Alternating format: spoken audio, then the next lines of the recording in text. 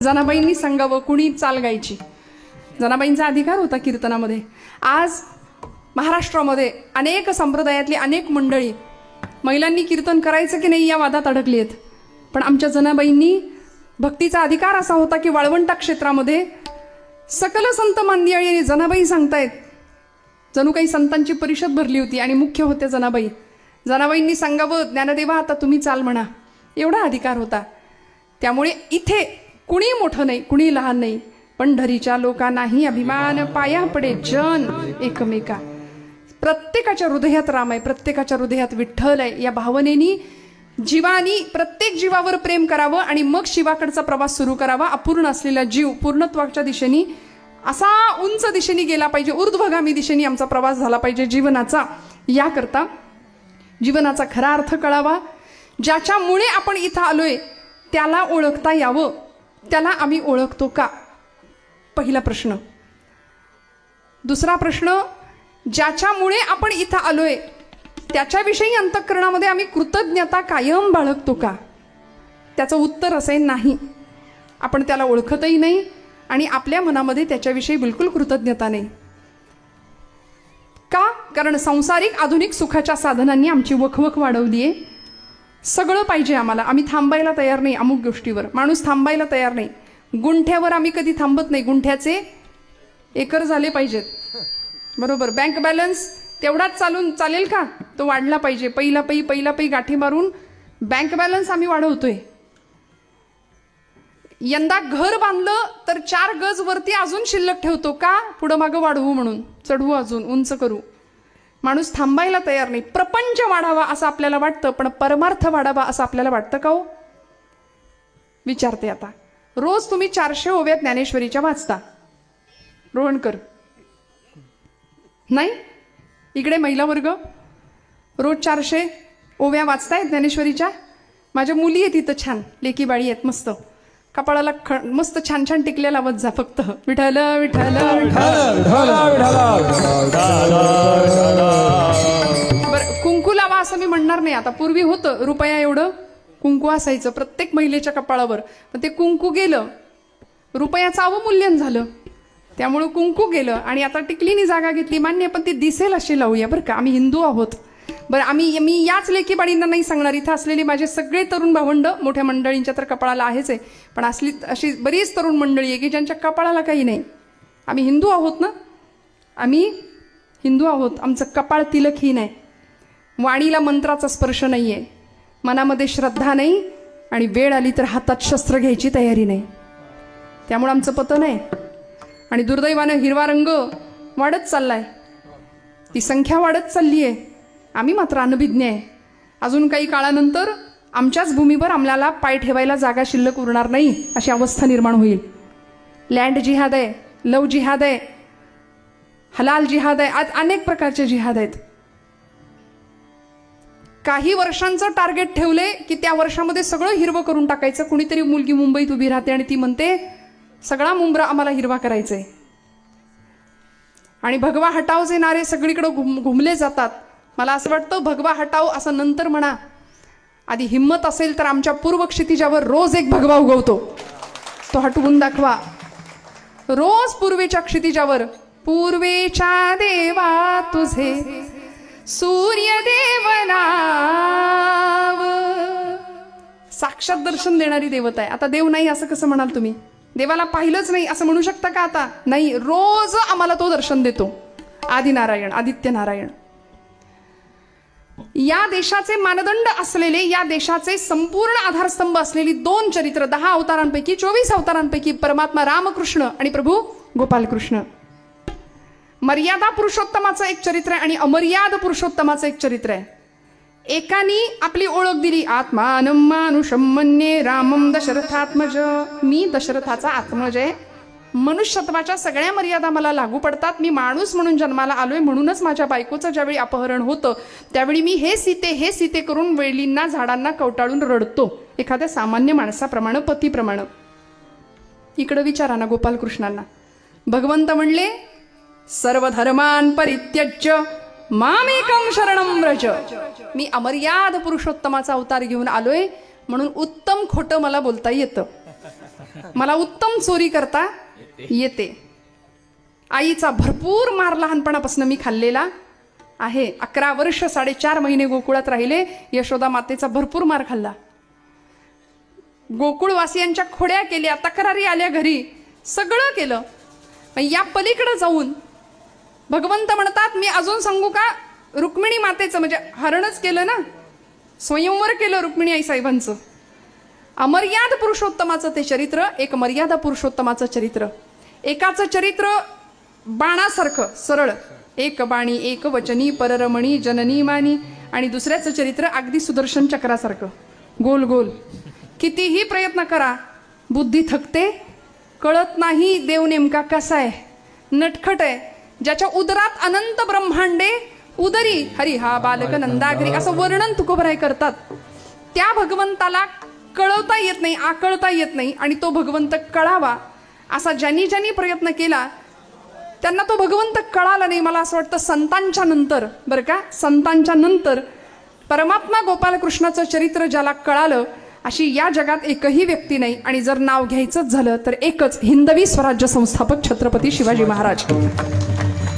त्यांना गोपालकृष्ण कळले, म्हणूनच गनिमी कावा हे युद्धतंत्र भगवान गोपालकृष्णाकडून राजे घेतात, कृष्णनीतीचा अवलंब करतात आणि शत्रूला आपल्या तलवारीचं पाणी पाजतात.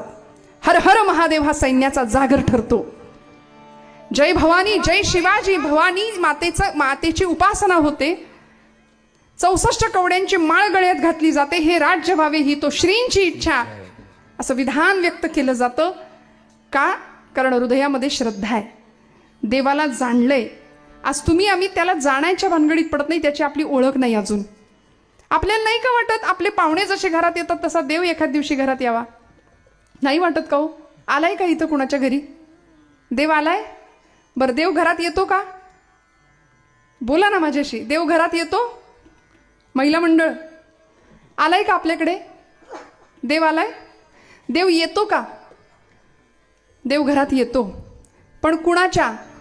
द्वारकेचा राणा पांडवा घरी, हा द्वारकेचा राणा पांडवा घरी, द्वारकेचा राणा पांडवा घरी, द्वारकेचा राणा पांडवा घरी, व्यासाची घोडा ज्ञानदेव माने, व्यासाची घोडा ज्ञानदेव माने,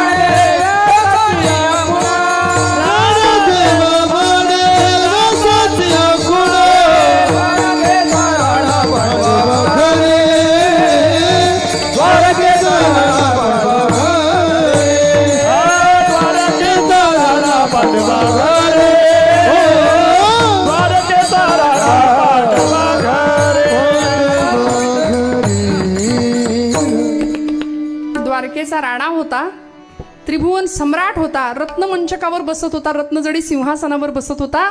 पण कुठे गेला? पांडवांच्या घरी गेला. आणि काय केलं? राजसूय यज्ञामध्ये उष्ट्या पत्रावळ्या उचलल्या. द्रौपदीच्या थाळीतलं उष्ट भाजीचं पान जेवून तृप्तीचा ढेकर दिला. कबीराच्या घरचे शेले विणले, विदुर काकांच्या घरच्या कण्या रांधलेल्या त्या आवडीने सेवन केल्या. शबरीकडे गेली, शबरीची उष्टी बोरं सेवन केली. अजून सांगू? सावतोबांचा मळा राखला. दामाजी पंतांच्यासाठी महाराचं रूप घेतलं. बादशाचं सगळं कर्ज फेडून टाकलं. सगळ्यांसाठी सगळं केलं. तुका म्हणे त्याचा देव सर्व भार चालवी, कामार होऊनिया गडी झाला. का हो? कारण या सगळ्यांचं भगवंताशी एक नातं होतं, विशिष्ट नातं होतं. प्रत्येक नात्याने ही मंडळी बांधली गेली होती. देवाशिवाय जगण्याचा दुसरा विषय नव्हता. आमच्या घरात देव सोडून सगळं आहे, आमच्या प्रपंचात देव सोडून सगळं आहे. त्यांच्या आयुष्यामध्ये देवाशिवाय दुसरं काही नव्हतं, परमात्मा तत्वाशिवाय दुसरं काही नव्हतं. ज्ञानराज माऊली ज्यावेळी पांडुरंग परमात्म्याला पहिल्यांदा पाहतात ना, भागवतामधली कथा आहे, प्रलय काळामध्ये सगळी पृथ्वी बुडून जायला लागली. त्यावेळी एका वटाच्या पत्रावरती भगवान परमात्मा बालमुकुंद वेशामध्ये झोपले होते. आणि आचार्य जगद्गुरु शंकराचार्यांनी त्या रूपाचं वर्णन केलंय.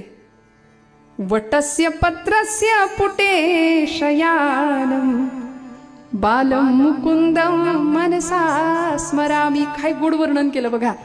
देव वटपत्रावर झोपलेले आहेत आणि वर्णन आहे त्यांनी आपल्या उजव्या पायाचा अंगठा स्वतःच्या तोंडात घातलाय आणि ते चोखतायत.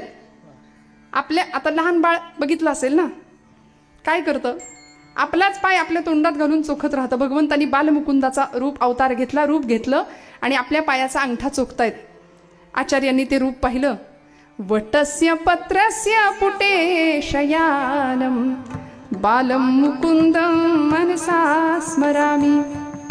श्रीकृष्ण गोविंद हरे मुरारे हे नाथ नारायण वासुदेव. हे नाथ नारायण वासुदेव. श्री कृष्ण गोविंद हरे मुरारे हे नाथ नारायण वासुदेव. हे नाथ नारायण वासुदेव. पिबत श्वेतमृतमेत देव गोविंद दामोदर माधवेति. गोविंद दामोदर माधवेति. देवाचं हे रूप पाहिलं. नारद महर्षी आले, आमच्या या गादीचे मालक आचार्य नारद. भक्तिसूत्र दिली 84 जगाला. भक्तीची व्याख्या केली. अनिर्वचनीय प्रेम स्वरूपा. ते देवर्षी नारद आले आणि नारदांनी देवाला पाहिलं आणि हसायला लागले. देव म्हणाले, नारदा का हसता मला? नारद म्हणले, देवा हसू नाही तर काय करू, तू अखिलकोट ब्रह्मांडाचा नायक, जगाचा बाप, शोभतय का? असं लहान बाळाचं रूप घेतलंय, तेही पायाचा अंगठा तोंडात धरून चोखत बसलाय. का बरं असं केलं? भगवंत म्हणाले, नुसतं हसू नका, मला कारण विचारा याचं का. देवर्षी म्हणाले, सांगा ना देवा, का असा अवतार का केला? तेव्हा भगवंत म्हणाले की मी प्रत्येक युगात अवतार घेतला. प्रत्येक युगामध्ये हजारो भक्त, माझे शेकडो भक्त माझ्या दर्शनाला आले आणि त्यांनी माझं मुखावलोकन तर केलंच, पण सगळ्यात आधी माझ्या पायांचं दर्शन घेतलं. सगळे जो तो येतो माझ्या पायावर डोकं टेकतो. माझ्या पायात असं काय आहे मला नको कळायला. माझ्या पायात नेमकं काय आहे की जो तो येतो माझ्या पायावर डोकं टेकतोय. माझ्या पायात काय आहे ते बघण्याकरता म्हणाले मी माझ्या पायाचा अंगठा चोखतोय.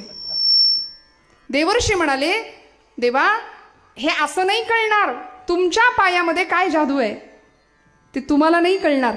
उदाहरण दिलं, कुमुदिनी काय जाणे परिमळ. कुमुदिनी काय जाणे परिमळ. भ्रमर सकळ भोगीत असे. कुमुदिनी काय जाणे परिमळ. कुमुदिनी काय. क्या बात. टाळ्या वाजवा. छान. सगळे साथीदार उत्तम आहेत. मी म्हटलं नाही, ही 7 असली तर 7, नाही तर 7.5. मग कठीण होऊन जातं सगळं. पण अत्यंत गोड असं वादन आहे. काका तर बऱ्याचदा मला या भागामध्ये आली की साथीला असतात. कमळाला माहिती नसतं त्याच्याकडे काय आहे. कुमुदिनी काय जाणे परिमळ. मग त्याचा आस्वाद कोण घेतं? भ्रमर सकळ भोगी तसे. तो येतो आणि घेई छंद मकरंद. वा. परिसोडी मकरंद घेई छंद.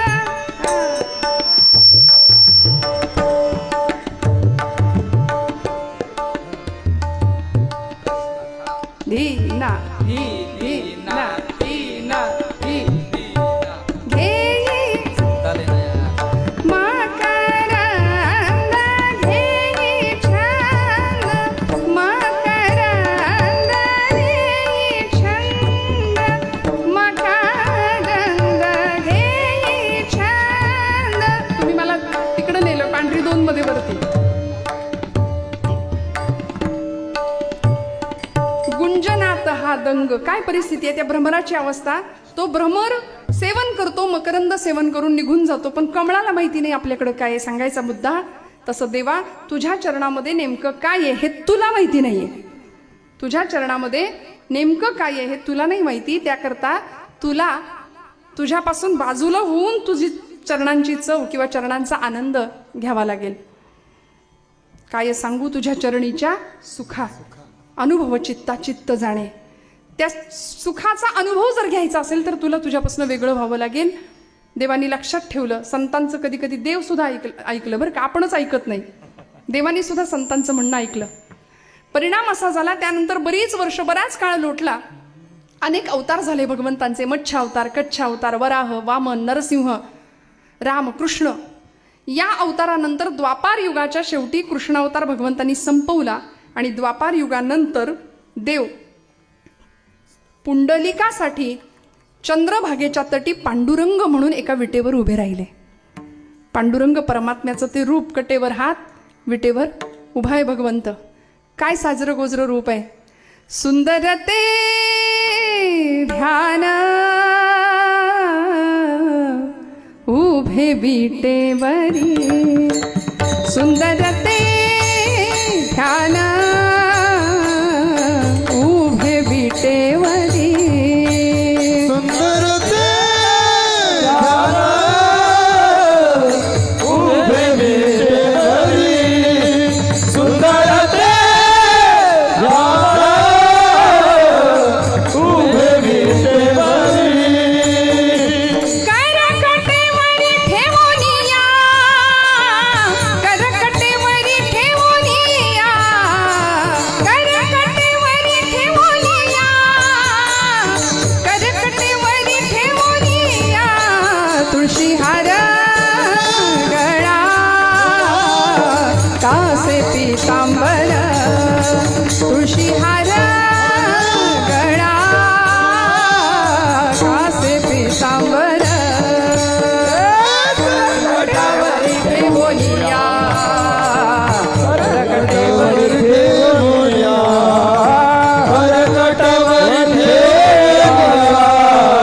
करकटवरी ठेवूया, तुळशी हार गळा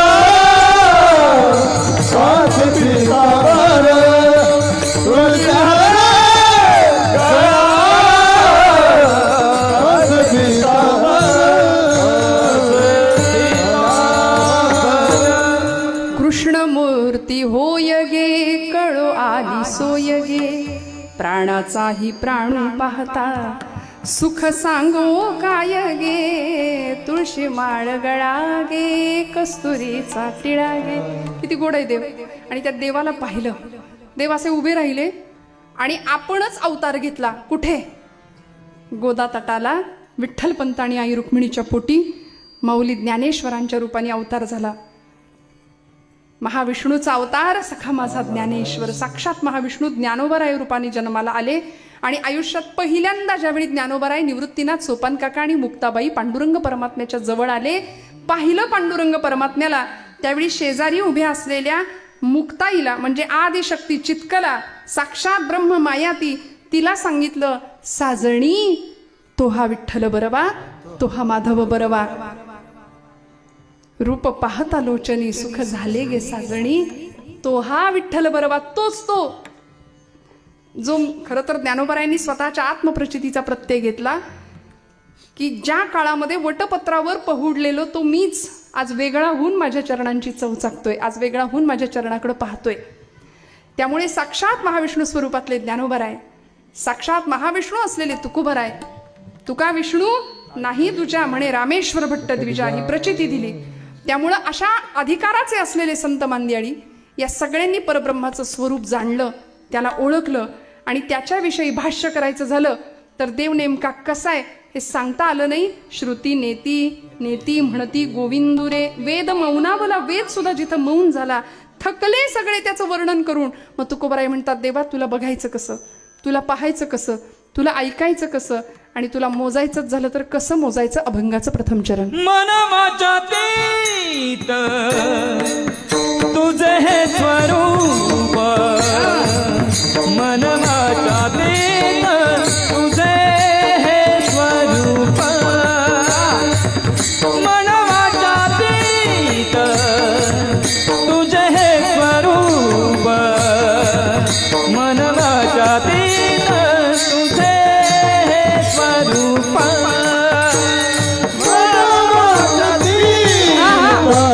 तुझे हे स्वरूप, तुझे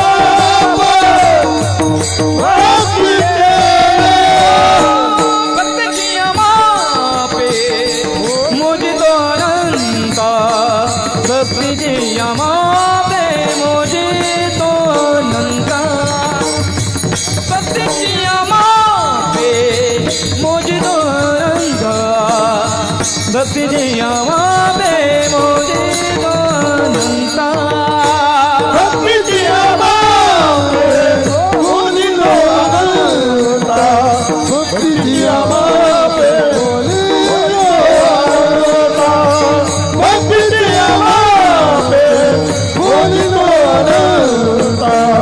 भक्तीची आमापे मोजितो अनंता वा वा, ट्रेंडची चाल आहे सध्या नाही का. मन वाचातीत तुझे हे स्वरूप. ट्रेंडिंग गोष्टी आम्हाला आवडतात ना, परत परत परत परत ऐकायला गायला. म्हणून या माप भक्ती केले. स्वर बघा, भक्तीची या मापे मोजितो अनंता इतराने तत्वता न मोजवे. मन वाचातीत तुझे हे स्वरूप.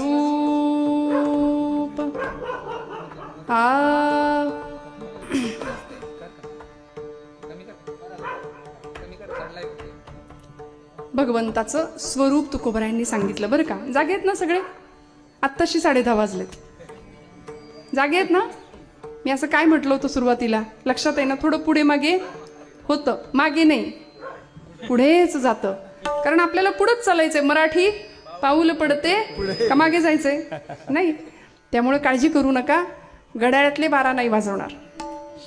कीर्तनाचे तर नाहीच नाही वाजवायचे आपल्याला. तुम्ही सगळे आहात, तुम्ही आम्ही खेळीमेळी गदारोळी आनंदाने सेवा करूया. मन वाचातीत तुझे हे स्वरूप. आत्ताशी पहिलं चरण आहे. म्हणून या माप भक्ती केले. देवाचं स्वरूप कसं आहे? मन आणि वाचेच्या अतीत आहे. ते मनाने सुद्धा ओळखता येत नाही आणि ते वाचेने सुद्धा वर्णन करता येत नाही असा भगवंत आहे. मग त्याचं वर्णन काय करायचं, कसं करायचं? उपनिषदकार, तैतरीय उपनिषदकार सांगतात, यतो वाचो निवर्तन्ते अप्राप्य मनसा सह. देवाचं वर्णन करायला मन गेलं आणि वाणी गेली, म्हणजे वाचा गेली. माघारी आले थकून. नाही देव सांगता आला. कसा आहे? वर्णनच नाही करता आलं. वेद मौनावला अशी परिस्थिती झाली.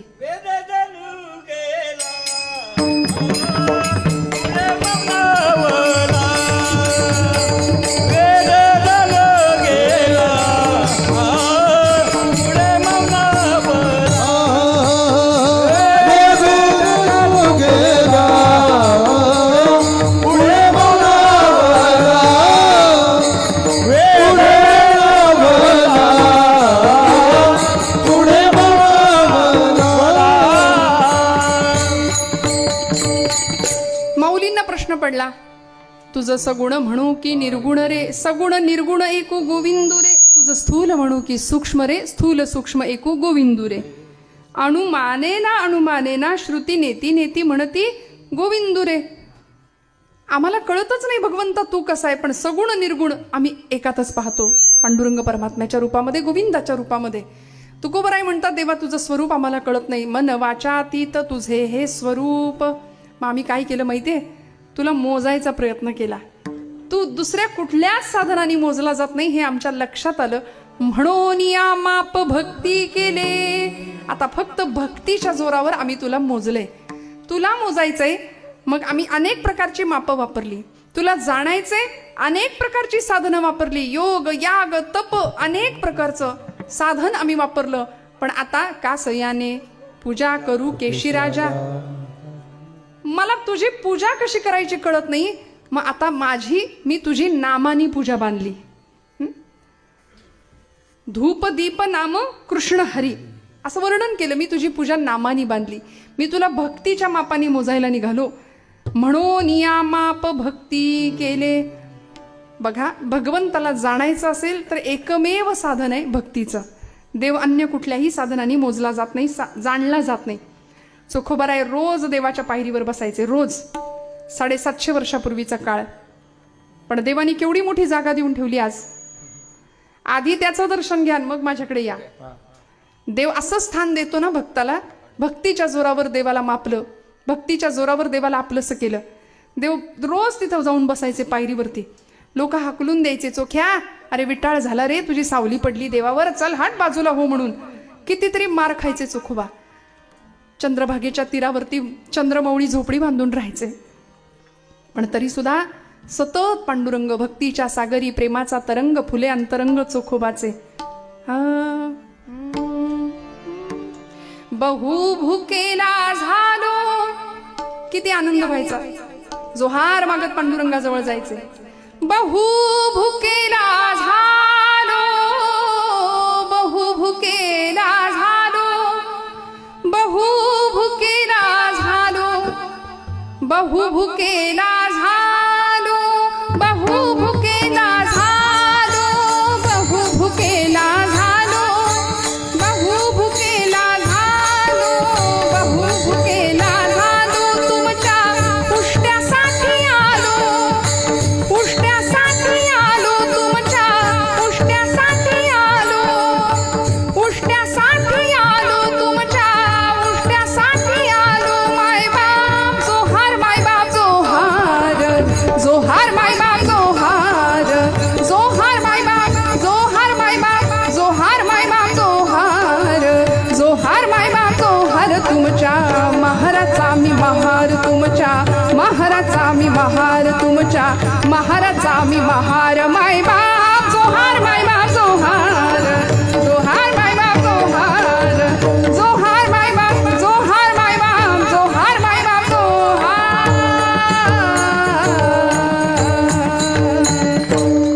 जोहार घाला बा, जोहार मायबाप जोहार. पण तरी सुद्धा लोकांनी हाकलून द्यावं, अनेक प्रकारचा अनन्वित असा अत्याचार सहन करावा, पण तरी सुद्धा ज्यांच्या अंतःकरणामध्ये नवे हाडा मासात देव भिंडला होता. मंगळवेड्याच्या गावकुसवाच्या तटबंदीचं काम झालं, त्या कामात कामगार म्हणून चोखोबा गेले होते. अपघात झाला, गावकुस अंगावर कोसळला, असंख्य कामगार मेले, त्यात चोखोबा गेले. पांडुरंग परमात्म्यांनी नामदेवरायांना दृष्टांत दिला, नामदेवा माझ्या चोखोबांच्या अस्थी गोळा करून आणा. असंख्य कामगार गेलेत, नेमक्या चोखोबांच्या अस्थी ओळखायच्या कशा?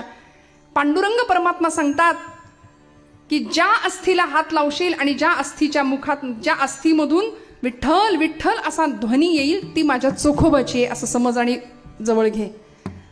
अस्थी उचलायची, कानाला लावायची, विठ्ठल विठ्ठल, ध्वनी आला जवळ ठेवायची. अस्थी उचलायची, कानाला लावायची, आवाज नाही आला फेकून द्यायची. अशा सगळ्या अस्थी गोळा केल्या चोखोबांच्या. काय अधिकार असेल बघा ना. हाडात सुद्धा भगवंत नाम मुरलं होतं. परा, पश्चती, मध्यमा आणि वैखरी असं करता करता वैखरीने घेतलेलं नाम मुरत मुरत झिरपत झिरपत परावाणीपर्यंत जाऊन पोहोचलं. परेहून परते घर, तेथे राहू निरंतर ही अवस्था निर्माण झाली. आणि चोखोबांच्या अशा अस्थी गोळा केल्या. त्या अस्थी स्वतः नामदेवरायांनी पांडुरंगाकडे दिल्या. मी माझ्या पदरचं नाही सांगत, नामदेवराय सांगतात. त्या चोखोबांच्या अस्थी भगवंतांनी आपल्या अशा पितांबरात घेतल्या आणि देवानी आपल्या समोर चोखोबांची समाधी स्वतः नामदेवरायांच्या करवी, नामदेवरायांच्याकडून देवानी ती समाधी बांधून घेतली. इतकं स्थान दिलं, इतकं स्थान. अष्टमहासिद्धी ओळगतीद्वारी नवजती दुरी दवडिता. का? कारण देवाला मोजलं, देवाला आपलंसं केलं. कशाच्या बळावर? म्हणून या माप भक्ती केले.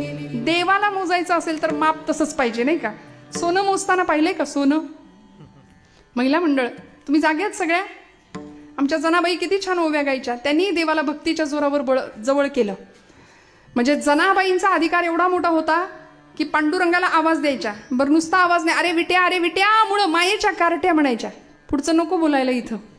बरं जनाबाईचे अभंग देवाने लिहून घेतले, ते दुसऱ्या कोणी नाही लिहिले, देव बसले लिहायला. जनाबाई सांगतायत एवढा अधिकार होता.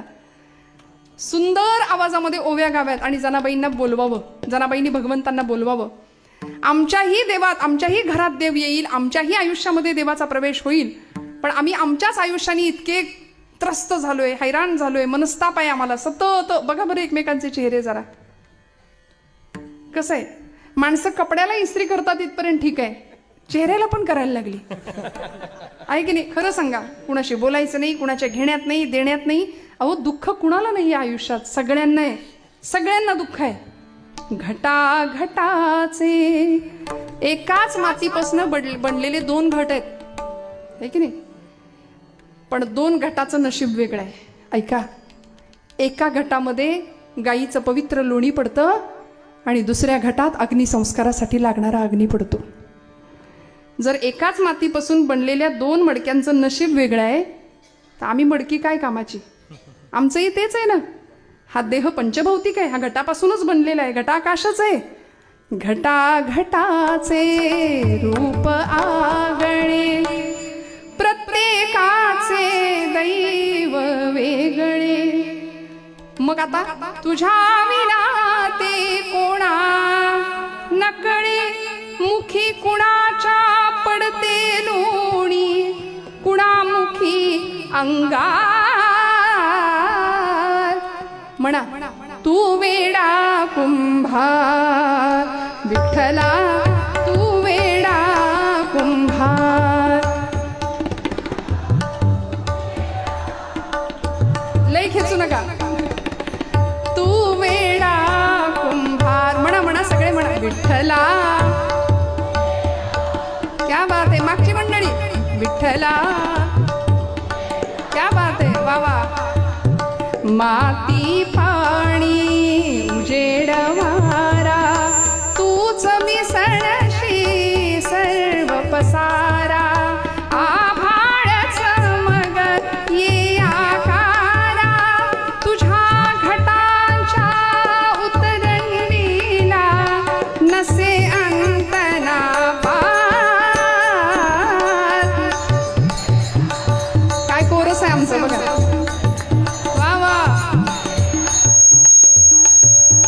फिरत्याचा कावरती देसी, मातीला कार विठ्ठला.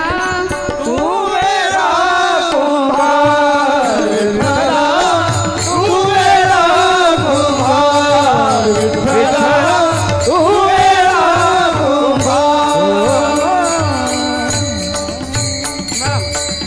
मग प्रतिकूलता कुणाला नाही? सगळ्यांना होती. सगळ्यांना प्रत्येकाची नशीब वेगळी आहेत. रामांना नाही चुकलं, कृष्ण परमात्म्याला नाही चुकलं, देवदेवतांना नाही चुकलं, संतांना नाही चुकलं. मग म्हणून भक्ती करायची टाळली का? टाळली का? नाही. मारुतीरायांकडे बघूया. भक्तीचा अत्युच्च आदर्श होता. रामायणातनं मारुती हे नाव काढून टाकलं तर काही अर्थ शिल्लक राहत नाही, काही नाही राहत. सगळं मारुतीरायांनी, सगळं. किती दास्यत्व पत्करावं. शेवटी प्रसाद मिळण्याची वेळ आली, त्यावेळी प्रसाद मिळावा प्रभूंच्या हातातनं राज्याभिषेकाच्या वेळी, म्हणून मारुतीराय समोर उभे होते. पण देवाला प्रश्न पडला होता की याला मी काय देऊ, माझ्याकडे याला द्यायला काहीच नाही. एवढी मोठी यादी बनवली होती लक्ष्मण महाराजांनी. सगळ्यांची नावं वाचली. नळ, नीळ, जांबुवंत, सुग्रीव, अंगद, सगळ्यांची नावं होती. जे स्वातंत्र्य चळवळीत नव्हते त्यांची नावं होती या लिस्टमध्ये. पण प्रसाद मारुतीरायांना कसा काही नाही, लिस्टमध्ये नावच नाही. सगळ्यांना वाटलं होतं मारुतीरायांना पहिला प्रसाद मिळणार, हनुमंतरायांना, पण नव्हतं. शेवटी रामांनी मान खाली घातली आणि मारुतीराय असे उभे होते, मला आता बघतील आणि मला प्रसादाला हाक मारतील. देवा मला तुमच्या पायाखालची चुरगळलेल्या फुलाची पाकळी दिली तरी चालेल, पण मला प्रसाद द्या म्हणाले. मारुतीरायांनी जसं पाहिलं तसं रामांनी मान खाली घातली. मारुतीराय म्हणले माझ्या देहाकडे तुम्हाला बघावंसं वाटत नाही, मी जातो म्हणाले. जगून तरी काय करू. निघाले. तेवढ्यात आईसाहेबांनी हाक मारली, मारुते इकडे या म्हणाले. उड्या मारत आनंदाने गेले. म्हणले बाप विसरला पण माझी आई नाही विसरली. मग आईच्या बाजूला बसले. वशिला तिकडचा मजबूत असतो. तुकोबरायांनी सुद्धा वेळोवेळी तोच वशिला लावलाय बघा. लक्ष्मी वल्लभा, त्याचं नाव घेण्याआधी लक्ष्मी वल्लभा, दीना अनाथा पद्मनाभा सुख वसे तुझे पायी असं म्हणाले. तुकोबरायांचा वशिला कुठे होता? रखुमाईच्या वरा सोयरिया असं जायचे. ते म्हणायचे इकडून गेलो की काम लवकर होईल, कारण घराघरातला नियम आहे, त्यांच्या शिवाय काही चालत नाही. ऐकायला लागतं की नाही तुम्हाला? मी आहे म्हणून. खरं आहे ना? इकडची मंडळी बरोबर आहे ना? पण त्यांनी म्हणायची वाट कशाला बघता? उगीच तुम्हीच म्हणा ना तू आहेस म्हणून बाई सगळं चाललंय. तुम्ही म्हटला तर किती आनंद आहे. प्रत्येक घरात लक्ष्मीचं स्वरूप आहे ना. मारुतीरायांनी जानकी आईच्या जवळ जावं, बसावं. आईसाहेबांनी गळ्यातला हिऱ्यांचा कंठा जो प्रभूंनी दिला होता भेट, तो दिला मारुतीरायांकडे. प्रत्येक रत्नातनं देव दिसत होता, सीतामाई दिसत होत्या. आनंद झाला. उड्या मारत गेले. थोड्या वेळाने ते सगळं फोडलं, कळालं बाहेर आत आल्यानंतर एका पहारेकऱ्याकडून. तेव्हा आईसाहेबांनी बोलवून घेतलं, मारुते तुला गळ्यातला हार दिला, तू फोडून टाकलास, मग करू काय? म्हणले त्याच्यात माझा राम नाही, त्याच्यात राम नाहीये. मग तुझ्यात आहे का रे राम? म्हणाले हो आऊसाहेब, आईसाहेब माझ्यात रामच काय, तुम्ही सुद्धा आहात म्हणे. छाती विदीर्ण केली आणि जगाला दर्शन दिलं, नाही का? श्रीराम जानकी बैठे थे मेरे सीने में, श्रीराम जानकी बैठे मेरे सीने में, श्री राम जानकी बैठे मेरे सीने में, श्री राम जानकी बैठे मेरे सीने में. बस उगीच आपलं थोडंसं आवडतं म्हणून, मला नाही फार आवडत. श्रीराम जानकी, भगवंतांनी दर्शन दिलं, मारुतीरायांनी दर्शन दिलं. प्रभू रामचंद्र धावत गेले, म्हणले मारुते, माझ्या या हृदया व्यतिरिक्त तुला द्यायला माझ्याकडे दुसरं काही नाही. कडकडून मिठी मारली आणि मग म्हणाले, सांग तू कोण आहेस? मारुतीरायांनी उत्तर दिलं, देहबुद्ध्यातो दासोहम, देह पातळीवर मी तुमचा दास आहे. जीव बुद्ध्यात्व दंशकः, जीव पातळीवर मी तुमचा अंश आहे. आणि आत्मबुद्ध्यात्वमेव अहम, आत्मपातळीवर मी म्हणजेच तुम्ही आणि तुम्ही म्हणजेच मी आहे. इतका सुंदर प्रसाद दिला. कशाच्या बळावर? काय दिलं होतं काय मारुतीरायांनी? असं काय दिलं होतं? किष्किंधेचं साम्राज्य ओतलं होतं भगवंताच्या पायावर? नाही. काय दिलं होतं तरी? काय? फक्त भक्ती दिली. म्हणून या माप भक्ती केले आणि मग देवाला मोजलं, अनंताला मोजलं. कशाने? अभंगाचं दुसरं चरण. भक्तीची या मापे मोजितो अनंता, भक्तीची या मापे मोजितो अनंता, भक्तीची या मापे मोजितो अनंता, भक्तीची या मापे मोजितो अनंता.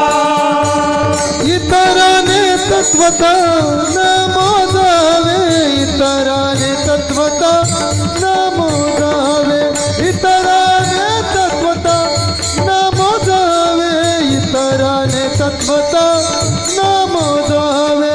भक्तीची या मापे मोजितो अनंता, भक्तीची या मापे मोजितो अनंता. इतराने तत्वता न मोजावे, इतराने तत्वता न मोजावे, इतराने तत्वता न मोजावे, इतराने तत्वता न मोजावे. भक्तीची या मापे मोजितो अनंता, भक्तीची या मापे मोजितो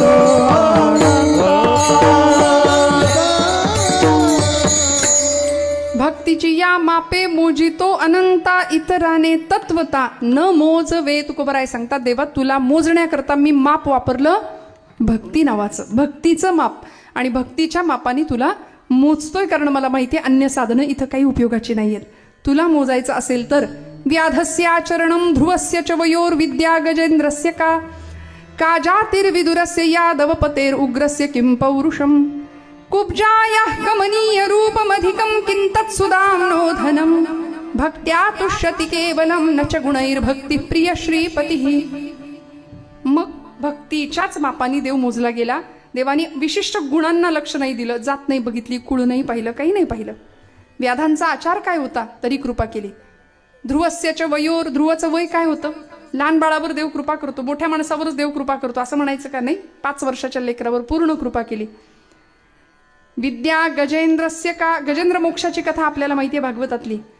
काय विद्या होती त्याच्याकडे, पण नाही, पशुकुळात होता, पशुयोनीतल्या त्या पशुवर सुद्धा पूर्ण कृपा केली भगवंतांनी. का जातिर्विदुरस्य यादवपतेर उग्रस्य किं पौरुषम.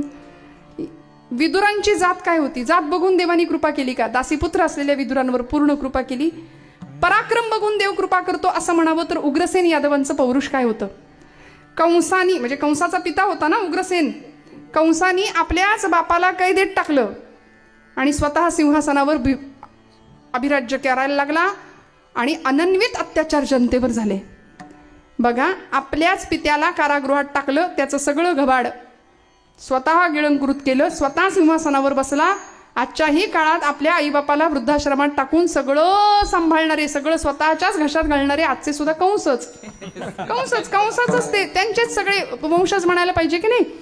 हिंदू धर्माची शोकांतिका आहे. वृद्धाश्रमांची संख्या हिंदू धर्मातलेच लोकांची वाढतीये, तिकडे नाही वाढत. त्यांना त्यांचे आई वडील जड होत नाहीत. आमचा प्रॉब्लेम आहे, कारण आमच्या अंतःकरणात भक्तीचा झरा नाहीये. काय पौरुष होतं. उग्रसेन यादवांवर कृपा केली म्हणजे वर्णन केलंय. मल्लयुद्ध खेळलं कंसाबरोबर. कृष्णाचा आदेश किंवा कृष्णाचा आदर्श आमच्या लेकरांनी का घ्यायचा, रामाचा आदर्श का घ्यायचा. मनगट आणि मेंदू सगळं बळकट केलंय. सगळं आमच्या तरुणाईला कळायला पाहिजे ना. आतमध्ये व्यसन टाकलं या उपकरणात, शरीर नावाच्या, की ते त्या क्षणी गंजायला सुरुवात होते.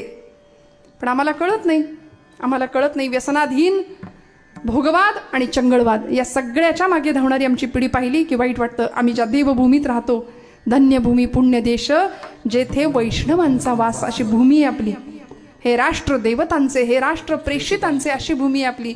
जिथं भगवान गोपालकृष्णांनी अर्जुनाला भगवद्गीता सांगितली ती भूमी पराक्रमाची भूमी आहे आपली, शौर्याची, धैर्याची, वीरतेची भूमी आहे. आणि इथे या भूमीमध्ये आम्ही सगळे जन्माला आलोय ना. मग आम्हाला कळलं पाहिजे. भगवान गोपालकृष्ण उग्रसेन यादवाला म्हणजे कंसाला संपवलं, त्यांच्याशी मल्लयुद्ध खेळलं, कंस संपला. आम्हाला सुद्धा शाळेमध्ये आमचे शिक्षक सांगायचे, आता इथं इंग्लिश मिडियम आहे, मराठी मिडियम आहे, मला माहिती नाही मुलं कुठल्या संख्येने आहेत बऱ्यापैकी. हा, गणित सोडवायचं असेल तर आधी काय करावं लागतं. गणित सोडवायचं असेल तर आमचे गुरुजी आम्हाला सांगायचे की आधी कंस सोडवायचा असतो. लहानपणी कंस सोडवला की गणित पटकन सुटतं. आधी कंस सोडवायचा. म्हटलं बरोबर आहे, कृष्णाने पण तेच केलं होतं. आधी कंसाला सोडवलं, त्याला मुक्त केलं आणि मग पुढची गणितं आपोआप सुटत गेली. भगवान गोपालकृष्ण उग्रसेन यादवांवर पूर्ण कृपा केली. कुब्जा काय होतं, सौंदर्य होतं, पण नाही.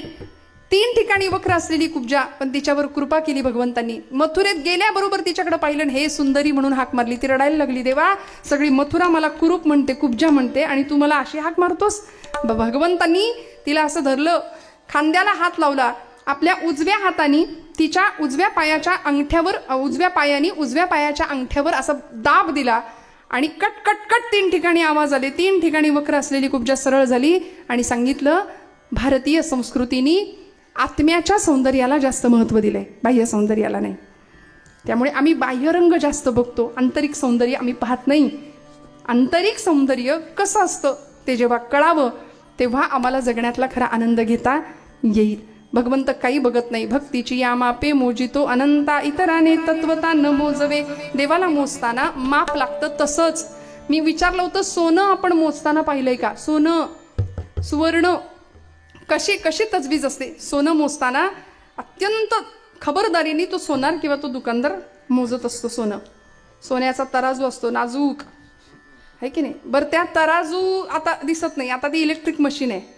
मग ती सुद्धा कुठं ठेवली जाते, हवाबंद काचेच्या पेटीमध्ये असते. का, धुळीचा कण जरी बसला तरी वजनात फरक आहे. मोजायचे सोनं. आता हा नियम कोळशाला आहे का, जिथं सगळं काळच करायचंय. कोळसा मोजताना हा नियम चालेल, त्याला काचेची पेटी गरजेची आहे नाही. मोजायचंय सोनं.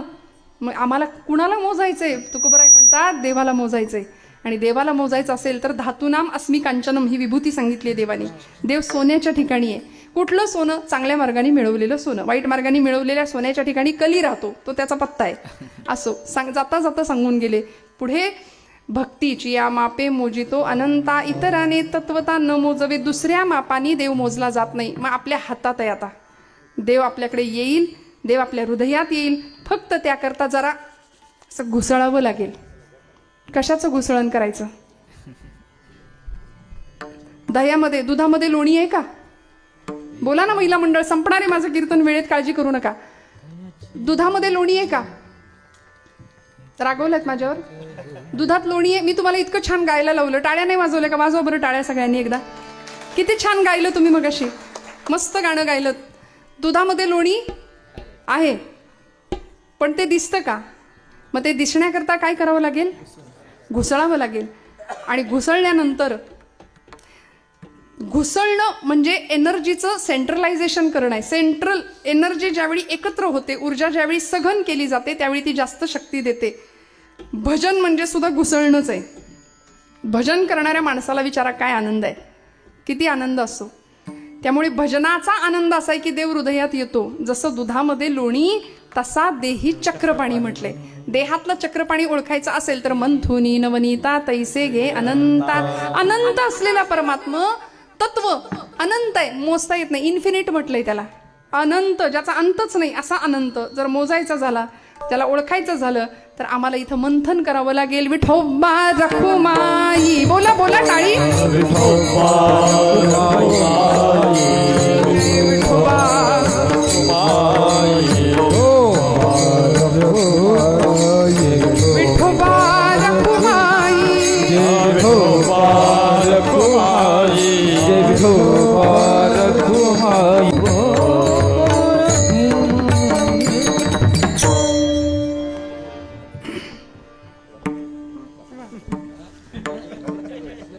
मन वाचातीत तुझे हे स्वरूप, म्हणून या माप भक्ती केले.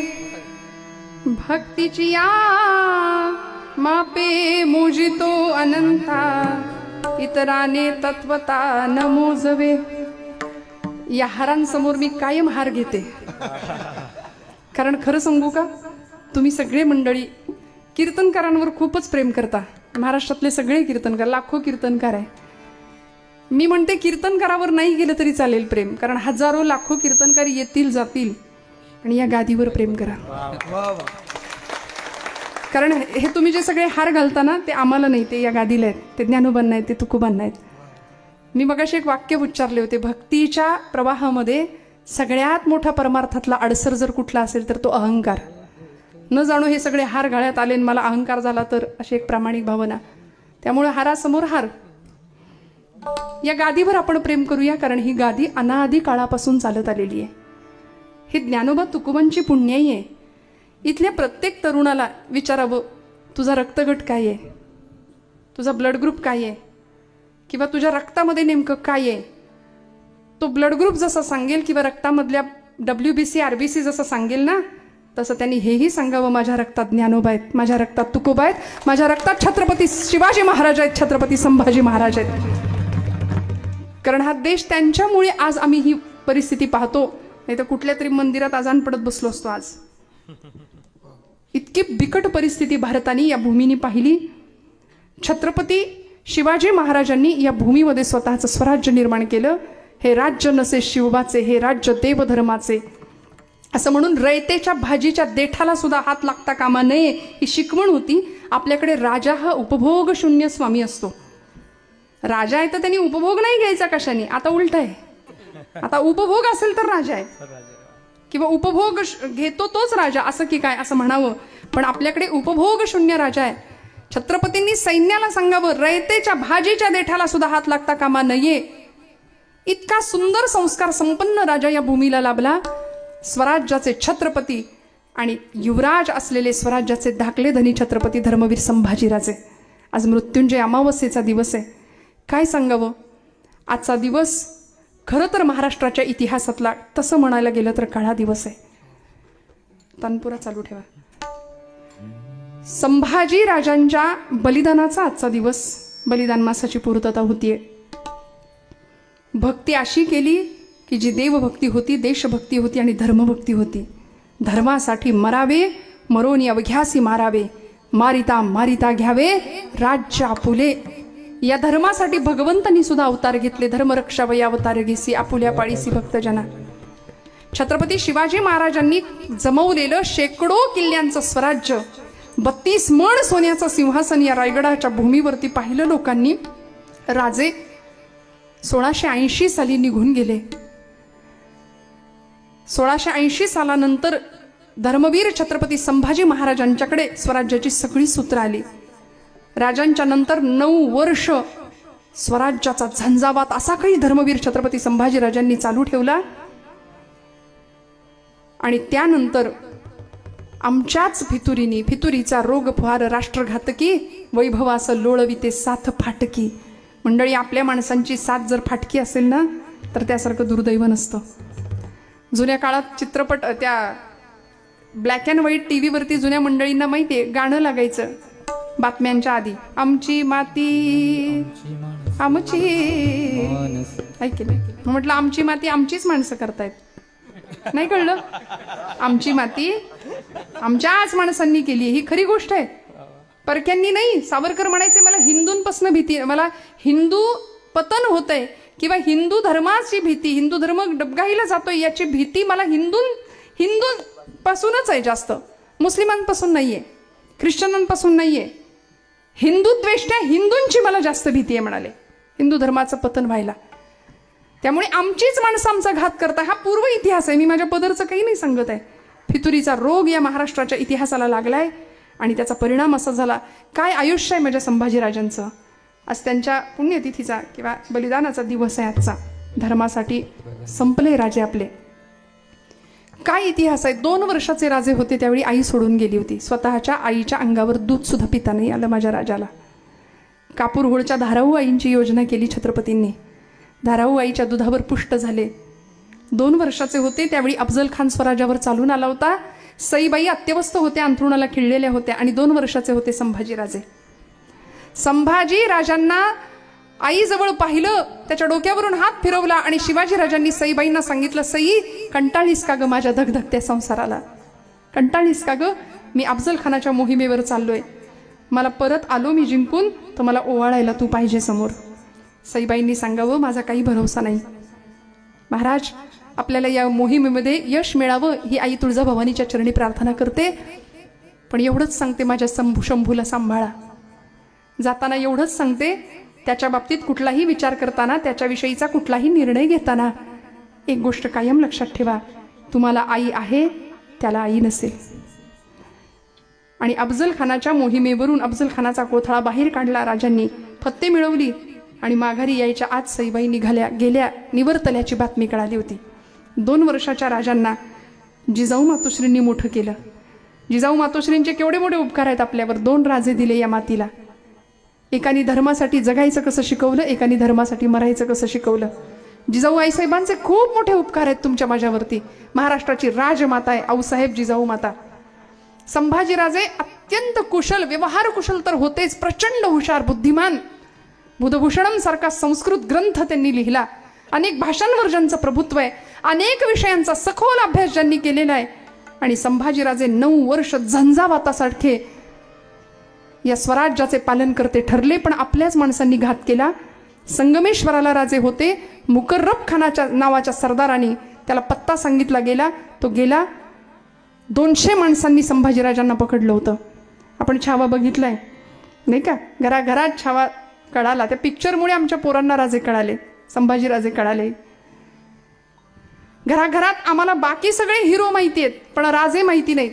शिवजयंती अलीकडे साजरी झाली, तिथीने झाली, तारखेने झाली. मी तर म्हणते रोज करूया, कशाला भांडायचं.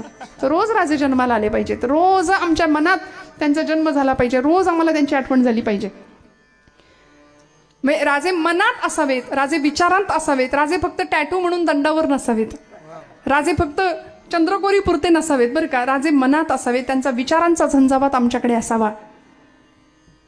ज्या छत्रपतींनी स्वाभिमान नावाचं वैभव कमावलं होतं ते संभाजीराजांनी पुढच्या काळामध्ये जपलं, प्रचंड शिताफीने जपलं. ज्यावेळी फितुरीमुळे राजे पकडले गेले, 200 माणसांनी साखळदंडांनी असा राजा सूर्यगोलासारखा लालबुंद तळपत होता. प्रचंड देहयष्टी, सुंदर लोहगोलासारखी, प्रचंड बलदंड शरीर. म्हणून म्हटलं व्यसन टाकलं की शरीर गंजायला सुरुवात होते. का राजाला समोर ठेवायचं. उत्तम आयुरारोग्य उत्तम, तेजस्विता, तपस्विता आणि तत्परता हे 3 तरुणाईचे गुण आहेत. स्वामी विवेकानंद सांगायचे तेजस्वी, तपस्वी आणि तत्पर. आजचा तरुण असा असला पाहिजे, त्याला म्हणायचं तरुण. नाहीतर आजचा तरुण संध्याकाळ झाली की धरून आणावा लागतोय, ही परिस्थिती आहे. का राजांचं चरित्र आमच्या लेकरांनी पाहिलं पाहिजे. आजची अमावस्या इतकी महाराष्ट्राच्या इतिहासामध्ये आजचा दिवस आमच्यासाठी खरं तर हिंदू धर्मावर सूतक यावं उद्याच्या दिवशी म्हणून आजच्या तिथीला केलेला हा डाव होता औरंग्याने. उद्या हिंदू धर्माचा आपला सण, नूतन वर्ष सुरुवात, प्रारंभ, पण हिंदू धर्मावर सूतक यावं याकरता औरंग्याने केलेला हा डाव हिंदू धर्माच्या दुर्दैवासाठी संभाजीराजांना बहादूरगडावरती 40 दिवस आणलं, पकडले गेले. 200 माणसांना ऐकत नव्हता माझा राजा. कितीतरी दिवस अनेक अवहेलना, अनेक प्रकारच्या यातना सहन केल्या, धिंड काढली गेली राजाची. विदूषकाची झबली अडकवली गेली होती. आमचीच माणसं मलमूत्र आणि विष्ठा सुद्धा त्याच्या अंगावर टाकत होती. किती सोसला असेल ओ, किती भोगला असेल. औरंगजेबाच्या समोर ज्यावेळी राजा गेला ना, त्यावेळी कवी कलश त्यांच्या सोबत होते. औरंगाने मुद्दाम त्या कनातीचा उंची अशी कमी ठेवली होती. का? कारण राजा माझ्याकडे वाकून आला पाहिजे. पण राजे हुशार, राजे वाकले नाही, मानेत नाही वाकले, गुडघ्यात वाकले आणि ताठ सरळ आतमध्ये गेले. आणि औरंग्याला सुचत नव्हतं त्याला बघून काय करावं. तो थोडा वेळ बसायचा, उठायचा, इकडे तिकडे येरझाऱ्या घालायचा, थोडा वेळ बसायचा, उठायचा. पहिल्यांदा पाहिलं होतं, कारण वयाच्या 8व्या वर्षी दरबारात पाहिलं होतं लहानपणी, आणि त्यानंतर आत्ता पाहिलं. कवी कलशांनी औरंग्याची ती अवस्था पाहिली आणि कवी कलश संभाजीराजांना सांगतायत, राजे कविता सुनावू क्या. त्या परिस्थितीमध्ये संभाजीराजे म्हणाले, कलश रायगढ़ के दरबार में आपकी कविता गूंज उठी है, हमने सुनी है, अब औरंग के सामने आपकी कविता पेश कीजिए. आणि कवी कलशांनी सांगावं, राजा तुझं तेज, आणि त्या तेजाने त्याला सुचे ना काय करावं. तो बघ थोडा वेळ बसतोय, थोडा वेळ उठतोय, सैरभैर झालाय. तू तप तेज निहार के तखत त्यजो औरंग, तू तप तेज निहार के तखत त्यजो औरंग. राजा तुझ्या तेजाने औरंग्याला त्याच्या सिंहासनावर बसता सुद्धा येईना नीट, वेळ लागल्यासारखा करतोय. औरंग्याने राजांना पाहावं, क्या यही है शिवाजी का शमशेर जंग शहजादा संभाजी, दिखने में खूबसूरत, हिम्मत का शेर. राजा जी आप मेरी बात कबूल करो, आप हमारा इस्लाम धर्म कबूल करो. ये खुदा का बंदा आपको बड़ा नवाब बना देने को तैयार है. किसी हिंदू को नहीं मिली इतनी इज्जत तुझे दे दी जाएगी. न मानेगा तो याद रख कुत्ते की मौत मर जाएगा. संभा हमारा धर्म कबूल कर. संभाजीराजे म्हणाले, अरे तुझ्या या बिघडी वैभवापेक्षा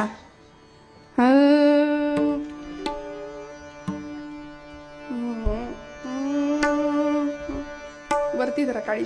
हा हा हा मला नको तुझा तो धर्म, मला नको तुझा तो धर्म, मला नको तुझा तो धर्म, मला नको तुझा तो धर्म, मला नको तुझा तो धर्म. काढैल चर्म येऊन पुढच्या जन्माला. जी जी जी जी र जी जी जिहिर जी जी जिहिर जी जी.